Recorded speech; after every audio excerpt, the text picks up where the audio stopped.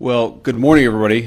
And আমরা এখন পর্যন্ত ২১ ঘন্টা আলোচনা করেছি এবং বেশ কিছু গুরুত্বপূর্ণ বিষয়ে কথা হয়েছে। এটাই ভালো খবর। তবে খারাপ খবর হলো আমরা এখনো কোনো চুক্তিতে পৌঁছাতে পারিনি। আমরা স্পষ্টভাবে আমাদের সীমারেখা নির্ধারণ করেছি, কোন বিষয়ে আমরা সমঝোতা করতে পারি এবং কোন বিষয়ে পারি না। কিন্তু ইরানের প্রতিনিধি দল আমাদের শর্তগুলো মেনে নেয়নি। পাকিস্তান দারুণ আতিথেয়তা দেখিয়েছেন। আলোচনায় কোনো ঘাটতি থাকলে তা পাকিস্তানের কারণে নয়, বরং পাকিস্তান আন্তরিকভাবে চেষ্টা করেছে যুক্তরাষ্ট্র ও ইরানের মধ্যে দূরত্ব কমিয়ে একটি সমঝোতায় পৌঁছাতে সহায়তা করতে। সহজভাবে বললে আমরা এমন একটি স্পষ্ট প্রতিশ্রুতি চাই যে তারা পারমাণবিক অস্ত্র তৈরি করবে না এবং এমন কোন সক্ষমতাও অর্জনের চেষ্টা করবে না যা দ্রুত পারমাণবিক অস্ত্র তৈরিতে সাহায্য করবে। এটি যুক্তরাষ্ট্রের মূল লক্ষ্য এবং এই আলোচনার মাধ্যমে সেটি অর্জনের চেষ্টা করা হয়েছে। ইরানের পারমাণবিক সমৃদ্ধকরণ স্থাপনাগুলো ধ্বংস করা হলেও আসল প্রশ্ন হলো